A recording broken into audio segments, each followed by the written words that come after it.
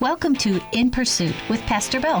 Hey, I'm just a simple guy in pursuit of knowledge, wisdom, understanding, wild game, fish that swim under the ice, tender smoked meat, tasty grilled meat, and Denise. In this hour, we are going to be talking about all of that and a whole lot more. Bill has been with Maranatha since 2005 and the campus pastor at Maranatha Chisago Lakes campus since 2011. Come along and join In Pursuit. Woohoo! Woohoo! Here we go. We're back. Woohoo! Nice. Very nice, Alice. Way to jump in there. Very exciting. It's good to be here, isn't it? Yeah, it is. Good to be back in the saddle. Sunshiny day. Oh, it's beautiful outside. Yep. Yes. Yeah. But we got to remember, March came in like a lamb. It's going out like a lion. Yeah. I just keep reminding myself on these 50-degree days. Gotta remember that. It's still going to bite us in the bum.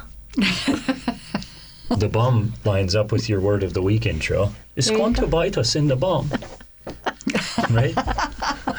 Hey, we're joined by the whole team today. We have Alice in the booth with us on mic 1. Wonderful Hi, to have everybody. you in here. Yeah. Yeah. We have Shane driving the bus on the board with the mic. Hello. Young man. And we have James sitting there with headphones on, sharing Shane's mic. Hey. That's what we call shames out there, James. right? It's their celebrity. So you know you're in good hands, is what you're saying. Yeah, exactly. That's right. Yeah, always in good Power hands. couple out there. Shames. Maybe power team. Power team. We'll be the ones power team. covering your bums so you don't get in any trouble. Do it again. Do it again. Mufasa. Do it again. Do it. That's awesome. Yeah, it's good to be back, man. We love doing this together, don't we? Yeah. God, it's fun to fun. do. Yep. Yeah. I kind of look forward to this all week. Like after this is done, I'll be thinking about next week and just an hour to kind of come and do something that's really kind of fun to do. Yeah. Oh, yeah. Yeah, I dig it. I dig It's it a lot. good. Yeah. As always, what I want to do right now, just in case anybody's listening, I want to invite you to shoot us a text, and you have 5 different numbers that you can text us at right now. So if you happen to have my number or Denise's, Alice's, Shane's, or James, shoot us a text and let us know. James texted me he's listening. That's good. Or if you don't have our cell phone numbers, you can by all means email us. But it's just kind of a fun way right now to interact with one another and just kind of see who is out there. Right? Right. So, yeah, it's been a good week, right? I got to tell you guys something I'm very, very excited about right now. With the seasons changing, and actually this might be next week's show now that it's already kind of popped into my mind. But with the seasons changing, as I've gotten older, what I've realized is I need something in every season to look forward to. Just, you know what I mean? Something like the transition, because if I get stuck in, let's say, summer, and all I'm thinking about is riding the motorcycle or kayaking or cutting wood or whatever, then I get so bummed out when summer's ending. But the way I've got this narrowed down, which I think is very cool, is when summer's ending, I'm already looking forward to the next season, which is bow hunting. So that starts middle of September. So fall comes and it's like I got something to look forward to. And then once that is kind of winding down and it's starting getting cold, I'm already looking forward to ice on the lakes because then I get to ice fish. It's good to have goals. Those are big goals too, yeah. But like right now even, Cindy Noble is listening. Thank you, Cindy, our children's pastor at the Chisago campus. But then so like right now, winter's dying down, the ice is going out, and which can be sad for people that love to ice fish. But here's what's super exciting is with this change of season, now comes spring, and for me, starting a new hobby, which I'm just kind of wide-eyed about. We've tapped a couple of the maple trees on our property. So excited. I'm very. Yeah. So we were on vacation a couple days last week, and we had my parents and kids checking the house. They were sending me pictures of the sap bags so that I could watch the progress of these bags filling up, because it's super cool. It's exciting. Yeah. And just miraculous. It's an interesting thing. Yeah. Yeah. Like if you didn't know this, it has great health benefits to drink the sap. Yeah, and it tastes like sugar water. It's sugar water. Yeah. Oh, yeah. It's unbelievable. Like I had no idea. Now, No idea. I have to put this disclaimer out there because don't go out and drink a bunch of this and then get sick. There are some websites that talk about sterilizing it We first. know nothing. Yeah, we really don't. We just took a drink. We're learning. But it's supposed to be good for all kinds of. Yeah. It's really, really a healthy. Like it has electrolytes in it. I mean, and if you think of it, it's just from the ground. Yeah, I mean- and it's filtered through a tree, and there's nutrients, and yeah, we knew nothing, and I was just excited to taste it. Tastes just like sugar water, which is hard. It's hard to believe that it's good for you, but they say there's all sorts of nutrients in it. Well, and it's natural sugar. Yeah, it's Yeah. crazy. Yeah. It's crazy. So we're very excited to go on the journey of boiling it down, and so we'll be talking about that next week, and hopefully the report will not be that I screwed it up by falling asleep or something like that, you know. or they had a house fire. Yeah, exactly. Yeah. Yeah. So we're excited about that, but then also what's coming right around the corner in the middle of it, April starts turkey season, which is very, very very exciting. Yeah. And so again, it's just the idea of new seasons. Obviously, when we talk about the yearly seasons, I think it's important. Like find a hobby in all of those seasons because I have personally something to look forward to every season. Not just the changing weather, which I think is kind of exciting, It is. but also like the hobbies that we have. You know, just stuff to do. I'm hoping for baby chicken season. Yeah. We'll have to see. Well, they're not coming from our chickens, that's for sure. No, they're not. Unless we buy some fertilized eggs. Yeah. But I'm looking forward to that. Yeah. We've been very blessed all winter to our chickens kept laying Yeah. all winter, which is Yum. except for one freeloader that we have yet to identify. Yep. She's freeloaded her whole life. Her whole life. We've always had minus one egg for the number of chickens that we have. We're going to change her name to Teenager. Teenage. That's all a teenager is. They're just a free. Shane, you have one. I 100% agree with you. That's all they do. That's all. They're just freeloaders. So yeah, we have a chicken that one of them we don't know who it is, but we have a chicken because like right now we get 5 eggs and we have 6 chickens. Somebody is not pulling their weight. Yeah. Yep. It's been that way since we got them, Yeah. too. Yeah, Yep. amazing. Mom and Dad are listening. Hi, guys. Thank you for listening. Let's see what else has been going on. How about you guys? What's new in your life? Do you have anything to add? Any exciting stuff going on?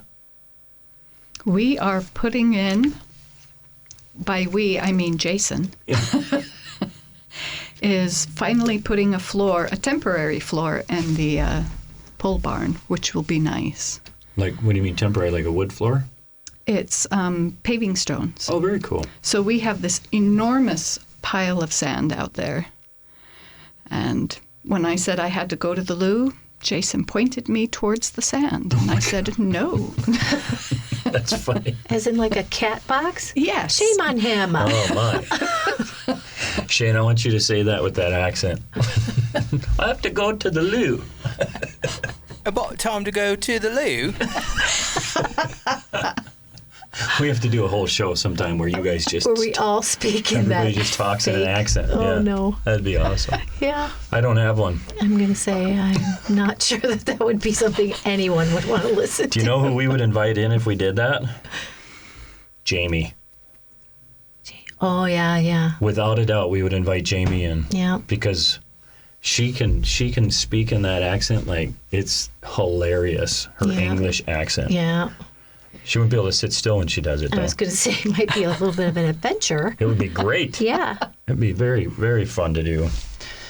Oh, my goodness. Well, again, I just want to say thanks, everybody that's listening. This is something that people can listen to at later dates as well.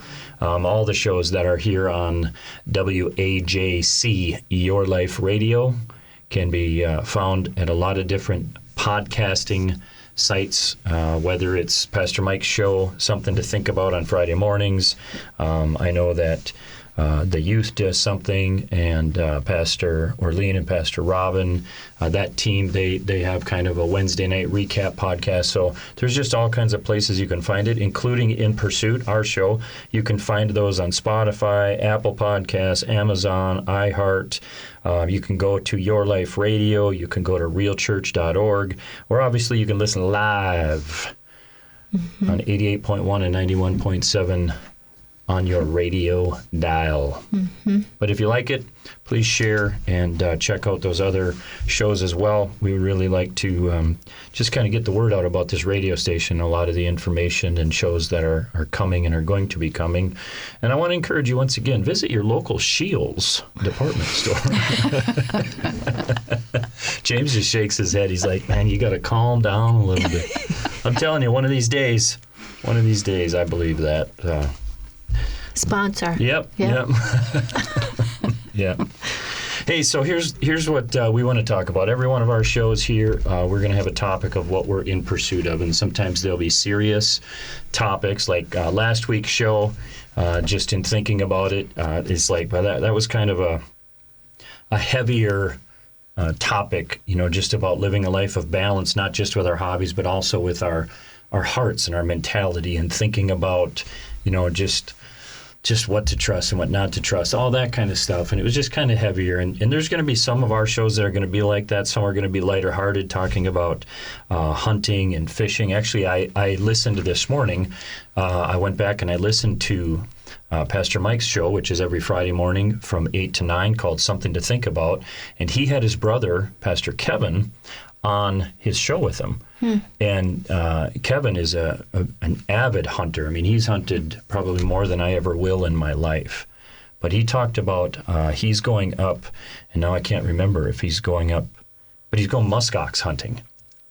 Wow. Yeah, it's like... I don't even know what a musk ox is. It's like a water buffalo? Yeah, a prehistoric cow is what I'm thinking of. It's like, he even talked about it. I was just so distracted when he's talking about where he's going and what it's like and all that stuff, that I was like, man, that just sounds like an amazing and difficult trip to go. But yeah, so sometimes we'll talk about lighthearted stuff and just different things.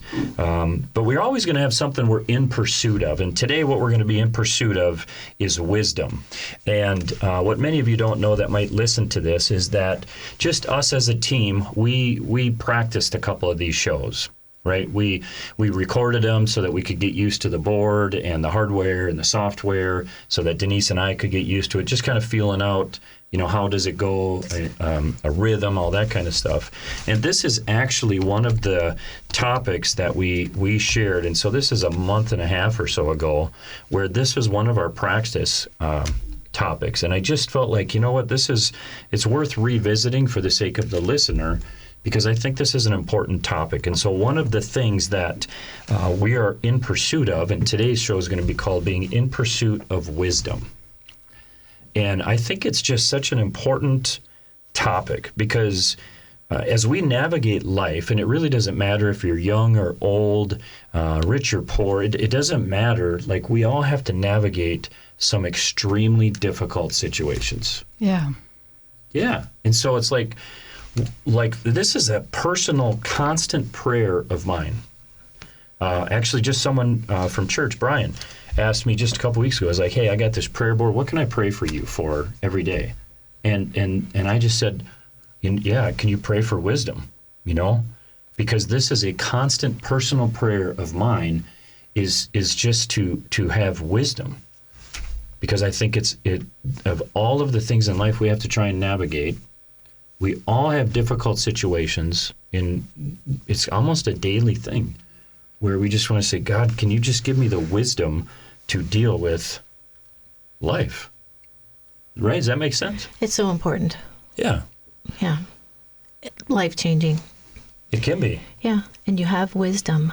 You do. It's nice to watch. It makes me think of Solomon asking God for wisdom, and then all the people that would just sit in his court and listen to him solve problems or just speak on topics, and they just were in awe and they gleaned from it. It's a important thing. It's an important thing. Yeah.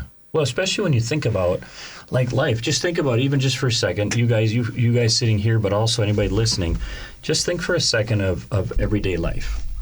And now this, when I talk about wisdom to deal with difficult situations, it can run the gamut, just an across the board of topics, right? So it can be like, you think of your personal lives with family.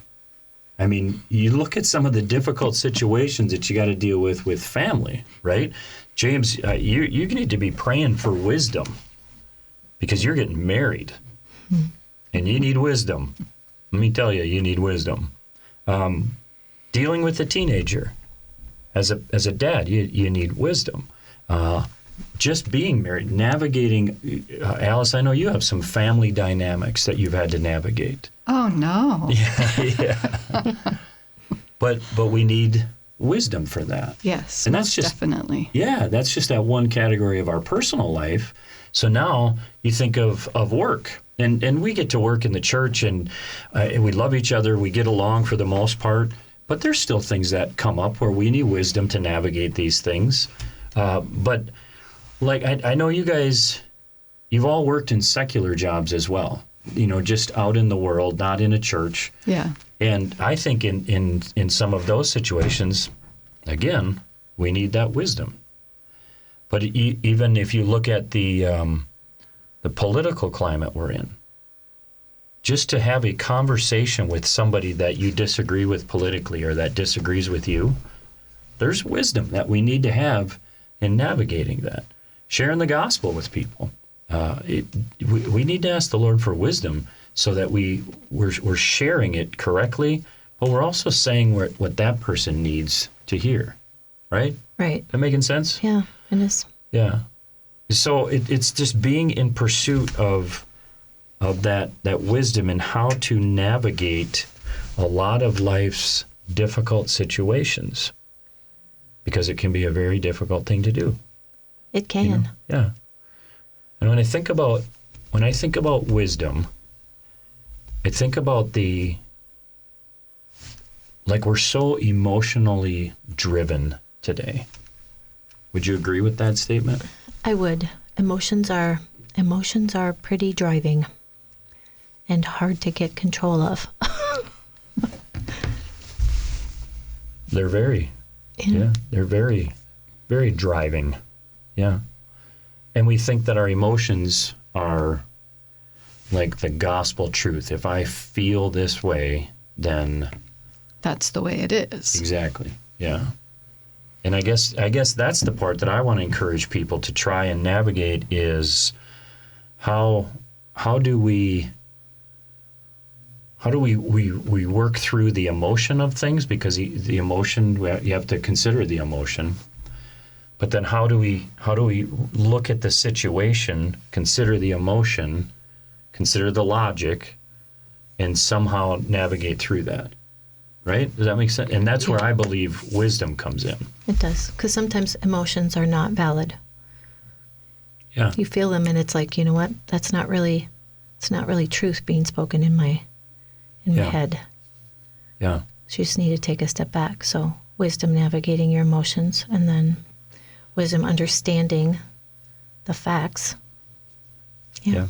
It's important. Yeah. Well, I think the wisdom too is having someone in your life. Like, that's why I pray for wisdom is like to try and navigate our lives, whether it's our workplace, a marriage with kids, whatever it is, to have the wisdom to help somebody else see that the emotion they're feeling in that moment, that emotion is not the end all be all.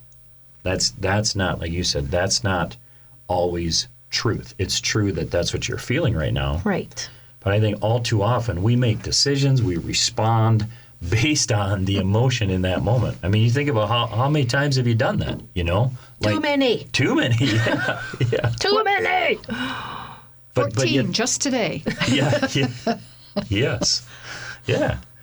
And that's, I think, where the wisdom comes in, is to say, hey, I want, like, I don't want to say that emotion's not real, even if it's one that I'm feeling or that you're feeling or you're feeling. It's like, nope, that is what you're feeling. But now let's let's try and look at this with the wisdom Yeah. and navigate it properly without letting that emotion dictate the direction we're going to go, Right. you know? Right. Because the emotion is real. Yeah. It's real. It's just not necessarily truth. Yeah. The emotions that we get ourselves. Yeah. Well, because how many times the emotion you feel is hurt, and this might be getting a little off topic, but I think it's good, is the emotion you feel is hurt, and then you respond with an emotion of anger. Yes. And now what you've taken is that situation, and it's just become a mess. Mm-hmm. And so, again, coming back to that, where's the wisdom in navigating some of life's really difficult situations, Yeah. you know? I think of people with young children even, you know, like having wisdom to not like squelch passion and energy and drive, and having that wisdom to say, okay, I just want to help guide and direct this so that it's going in the right direction. Right. Do you know what I'm saying?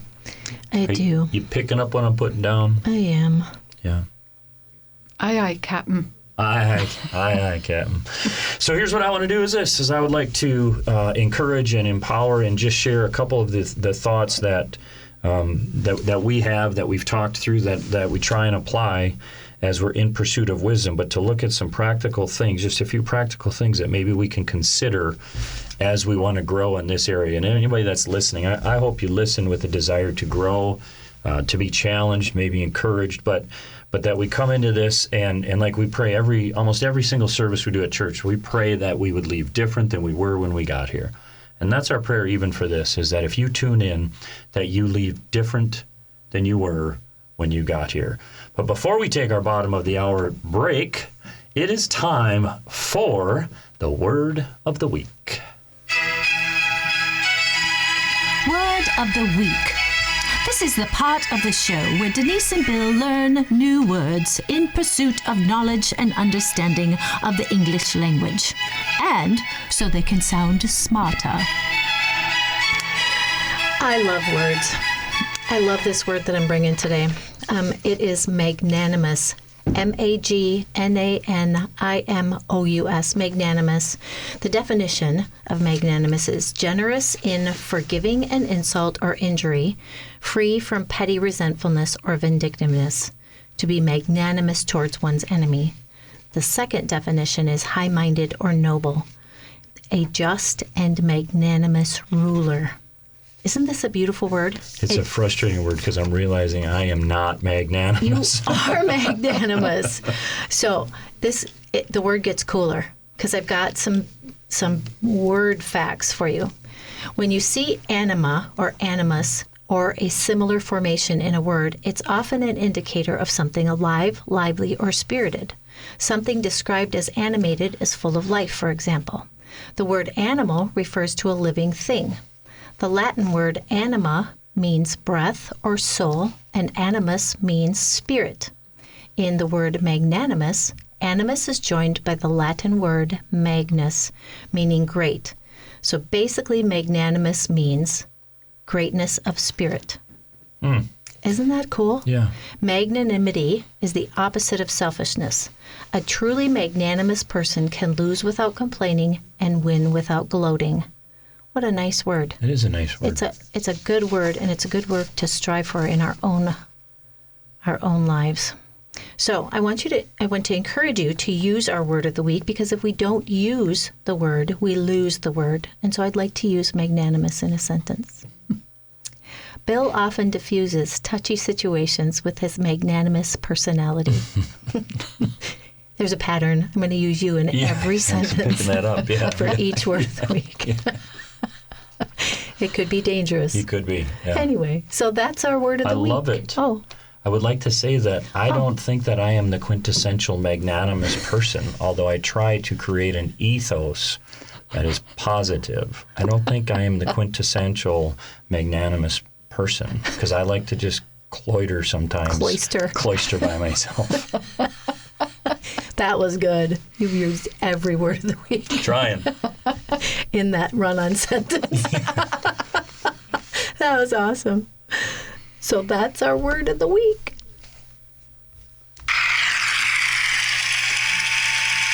You're listening to In Pursuit with me, Pastor Bill, a production of WAJC, Your Life Radio on 88.1 and 91.7 FM.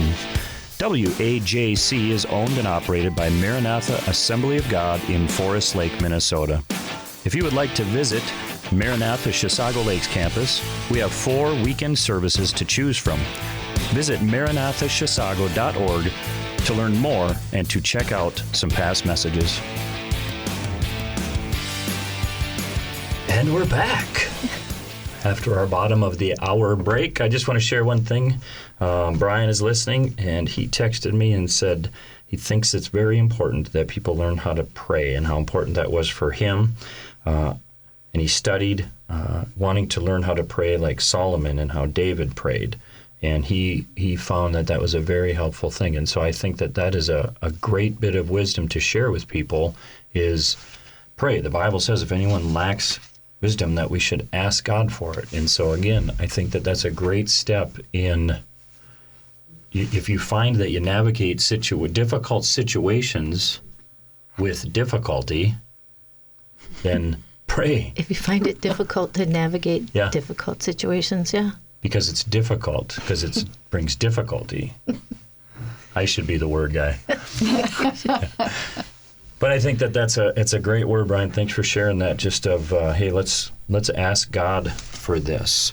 And as we pray, as I've sought this out, here's a couple of the things that I've learned and that I'm trying to apply, and that I just want to share with people.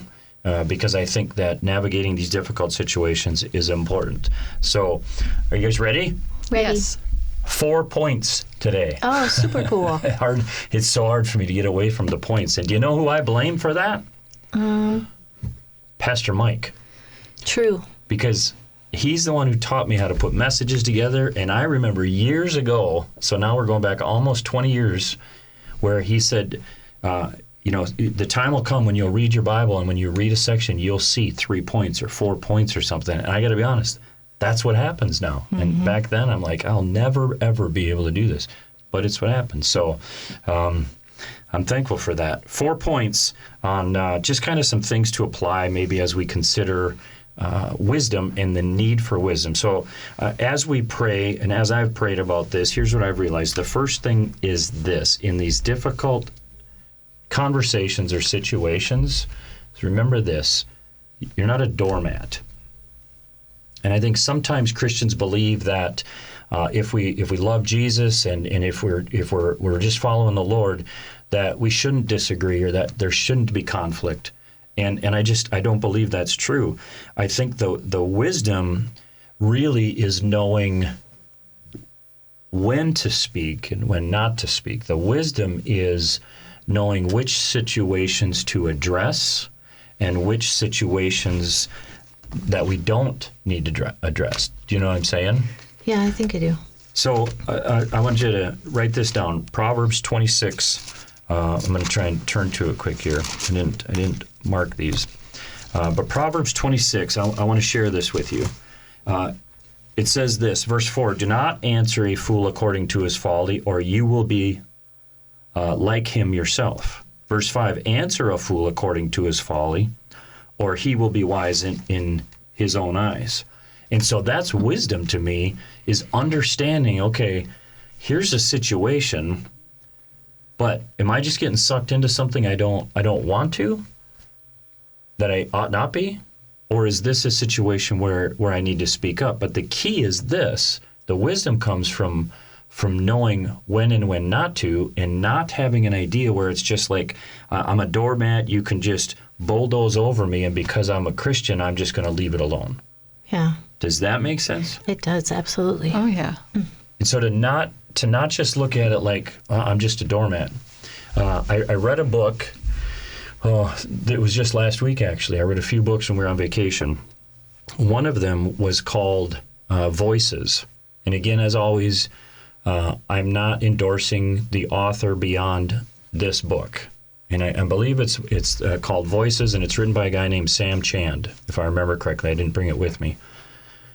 But in this book, he talks about the voices that we have, the voices we listen to, the voice we have, all of that kind of stuff, even in conflicted situations.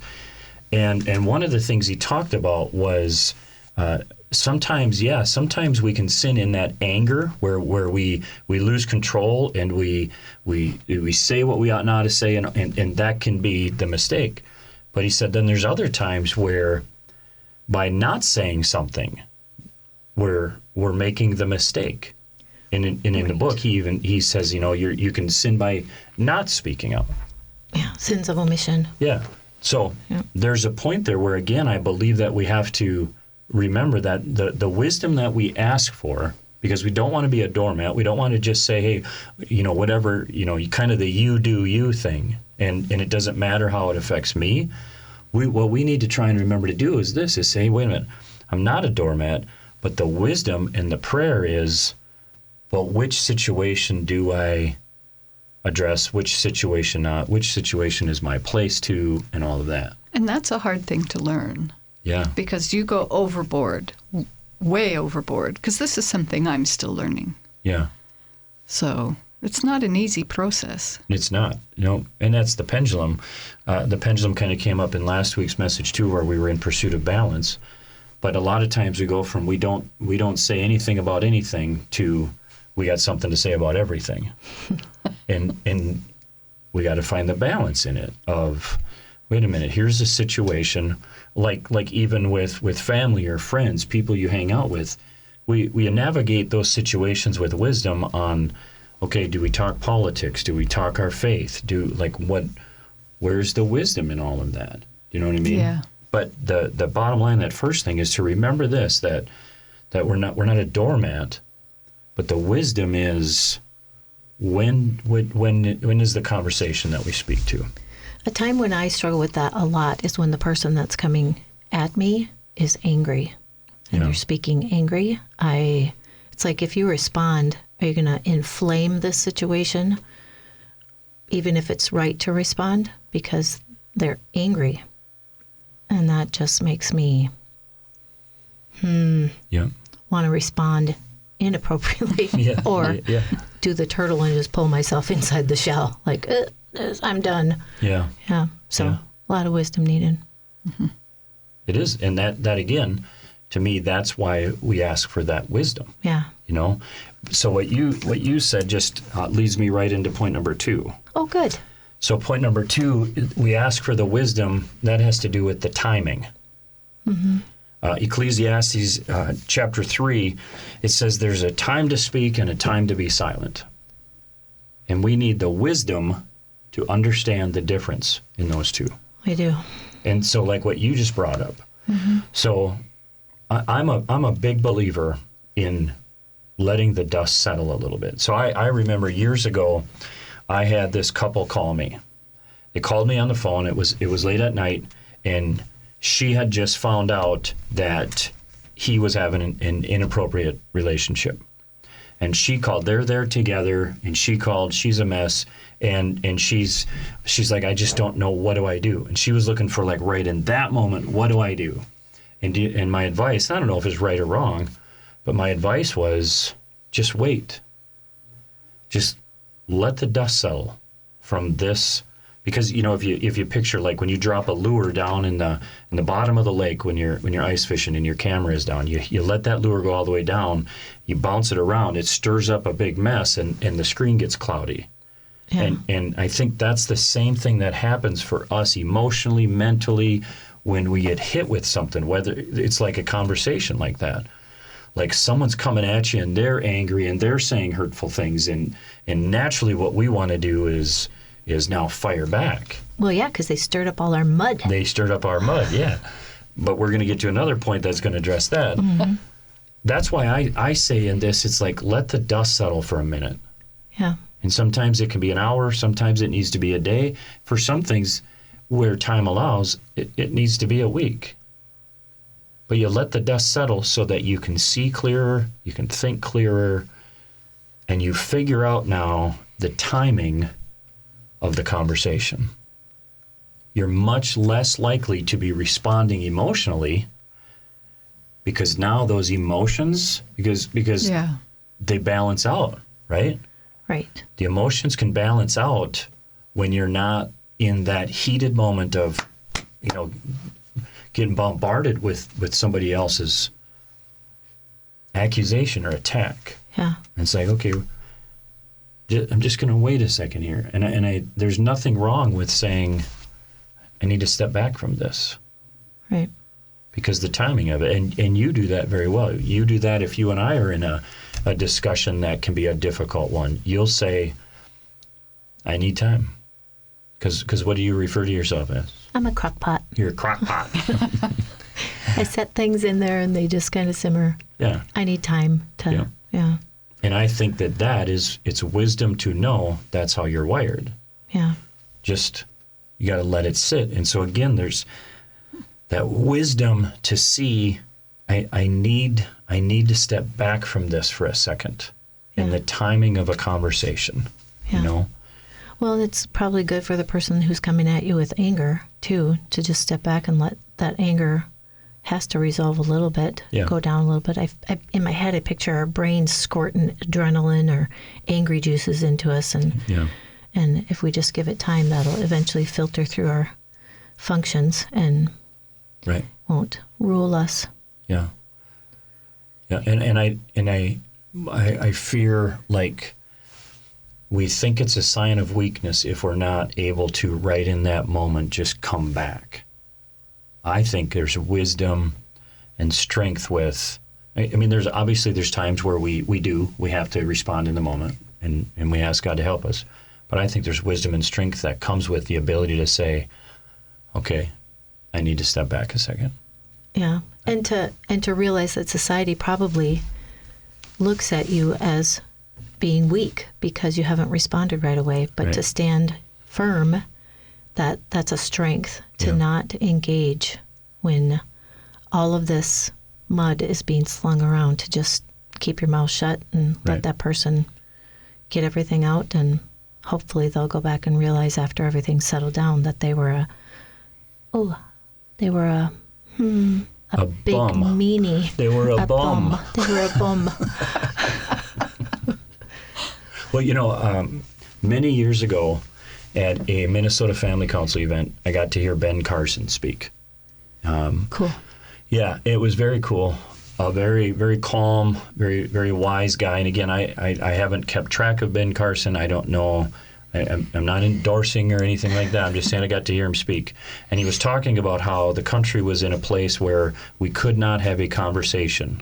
We couldn't disagree on a topic and have any kind of a conversation about it. And what he was encouraging us as his audience to do, a room filled with believers, many of whom are pastors, his comment was, even if someone else feels the need to call you names and insult you and do all of those things, his advice was, let them get that out of their system and say, okay, can we just talk now? And so there is that point. Another one of these, probably with wisdom, it needs to be that self-control to say, okay, I'm not gonna go there. Yeah. I'm gonna wait for you to finish, get it out of your system, calm yourself down, and then let's just have a discussion. But it takes wisdom, right? And maturity and self-control. All of those things, to have somebody yelling names at you and not engage. Yeah. Or even just talking at you angry. Like if someone's shaking and talking at you, you got to not. Yeah. You got to not engage with that. Yeah. Because they're out of control. Right. Yeah. Which leads me to my third point. Oh.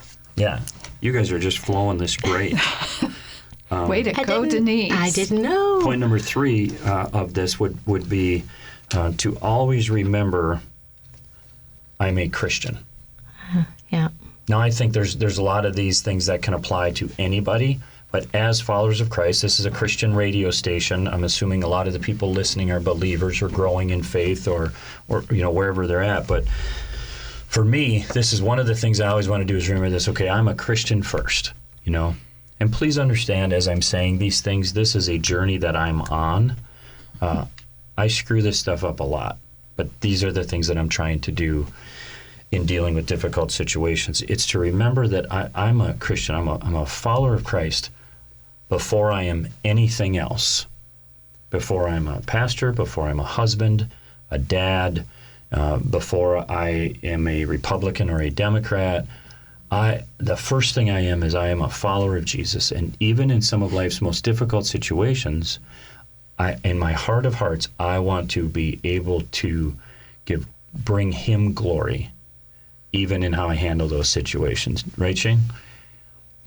Well, absolutely. That's the best motivation that you can possibly have, which then also helps you filter out everybody else's opinion, because as long as you know that you're straight with him, your hope and your faith and your trust is in him, and you have that knowledge and that wisdom, then it helps you to remain calm when somebody else can potentially be angry or frustrated with you, to be able to be calm because you know you're in right standing, and then, like you said, allow them to vent and then proceed and have a For those of you that can't see Shane, when he's saying him, he's pointing up. You're in your right standing with him. He's pointing up, so he's talking about God. Yeah. Well, and I agree with you, but that's something I think that even as Christians, it's like we forget that. Like, no, the first thing I am at the top of my list, it doesn't fall below anything else. It is I am a Christian. That doesn't mean I'm a doormat. It doesn't mean that I can never speak up. I just have to have the wisdom to know when.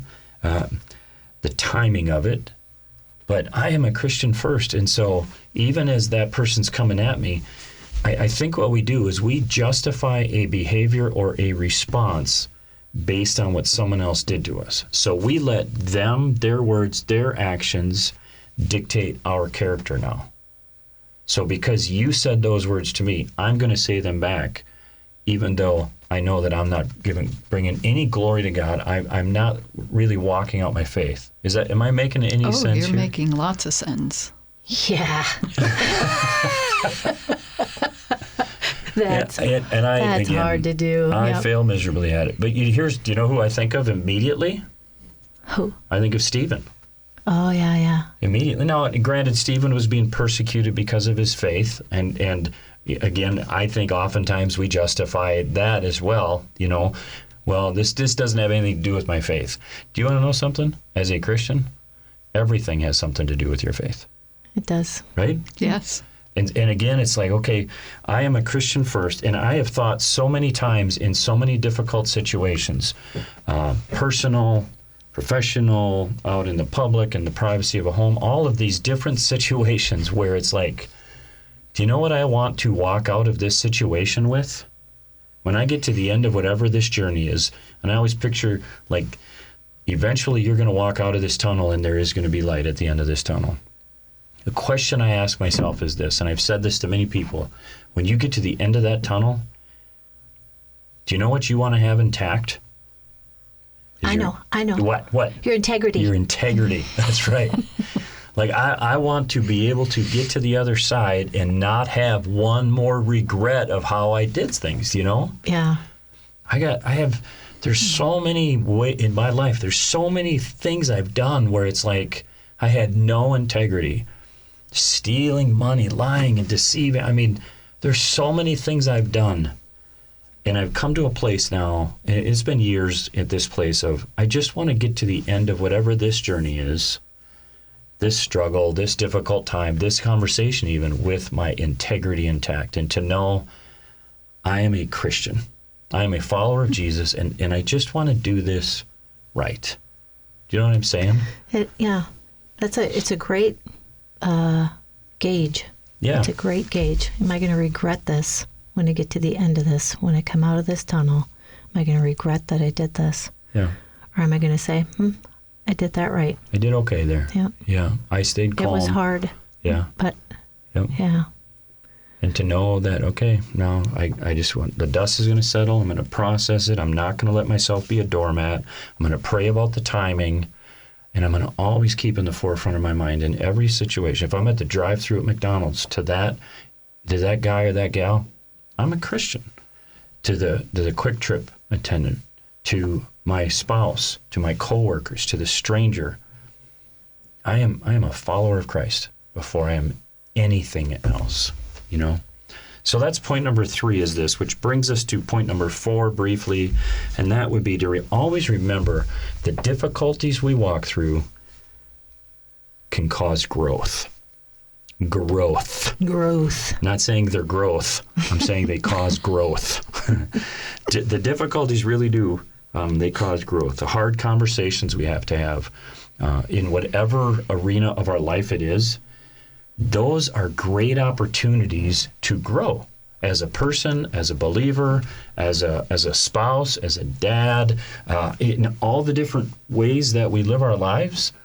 Those difficult situations we find ourselves in are great opportunities for growth.